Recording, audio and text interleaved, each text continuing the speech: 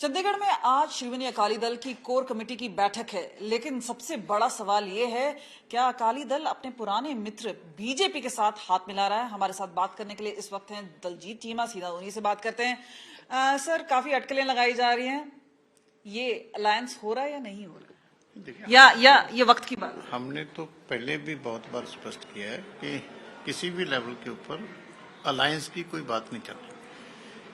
ये हमारी स्टेट की ऑर्गेनाइजेशन की रूटीन की मीटिंग्स हैं कि पार्टी ऑर्गेनाइजेशन को कैसे स्ट्रेंथन करना, और जो पंजाब के लोगों के मुद्दे हैं, जो धर्म में दखलंदाजी की जा रही है, एक अनकॉन्स्टिट्यूशनल जो एक्ट पंजाब विधानसभा ने पास किया, उसके अलावा जो पंजाब में लॉ एंड ऑर्डर की सबसे बुरी हालत है, जो प्रॉमिसेस लोगों के साथ गवर्नमेंट ने किए थे उससे रूलिंग पार्टी जो है भाग रही है।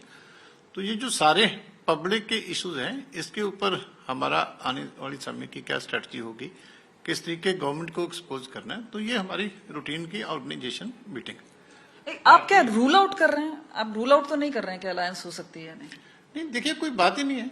अगर हर मीटिंग में आप अलायंस की बात पूछनी शुरू करोगे, हमने तो कितनी बार कहा कि किसने बोला है कि कोई हमारी अलायंस की बात हुई है, जहाँ किसी एक भी आदमी ने बोला हो? सुनील झाकड़ ने अभी रिसेंटली उनसे पूछा गया तो उन्होंने कहा कि हाँ ये बज है और जरूर है।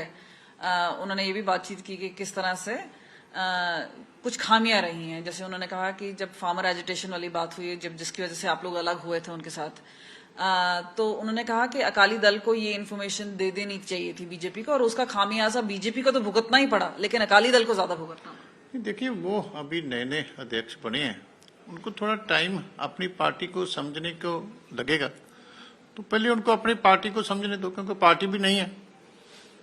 पहले तो वो कांग्रेस के अध्यक्ष थे, तो तब तो उनकी बीजेपी के बारे में जो है अप्रोच अलग थी।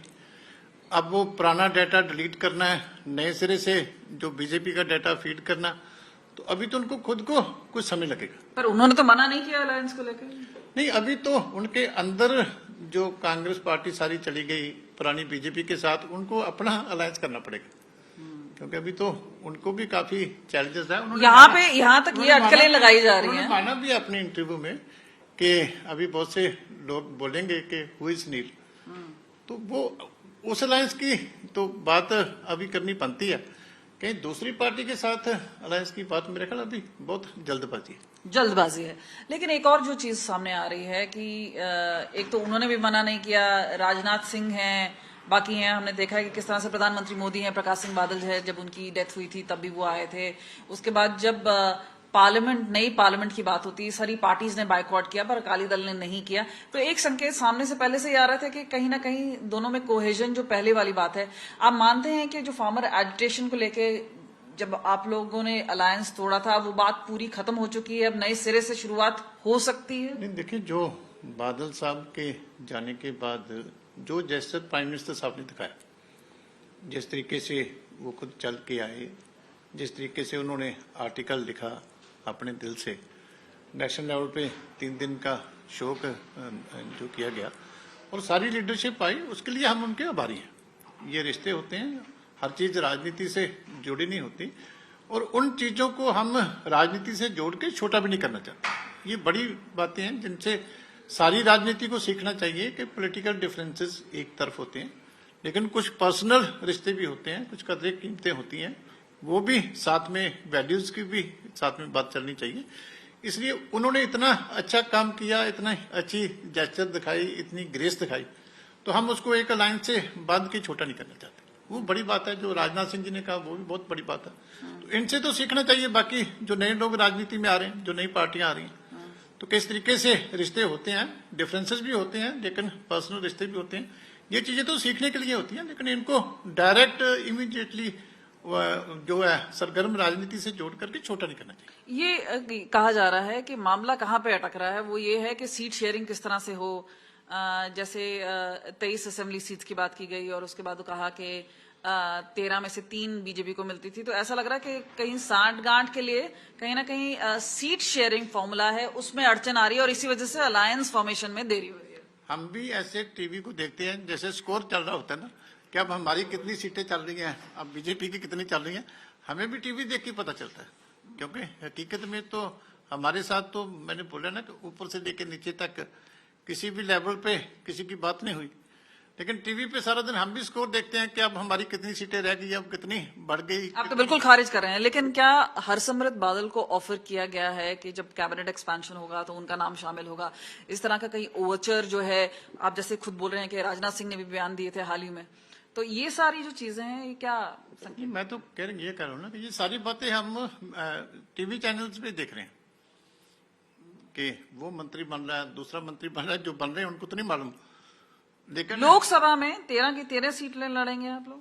नहीं, हम अपनी तैयारी 13 के 13 पे कर रहे हैं, इसमें कोई है नहीं। बीएसपी हमारी राय है, बीएसपी के साथ मतलब हमारा राय है, दोनों रल के हम अपनी पूरी तैयारी कर रहे हैं, पूरी सीटों पे कर रहे हैं। विधानसभा भी इकट्ठे लड़ी है, जलंधर की भी इकट्ठे लड़ी है, आगे भी अलायंस चल रहा है। जिनके साथ अलायंस है वो तो हम मान के चल रहे हैं कि अलायंस है, वो अलायंस चल रहा है।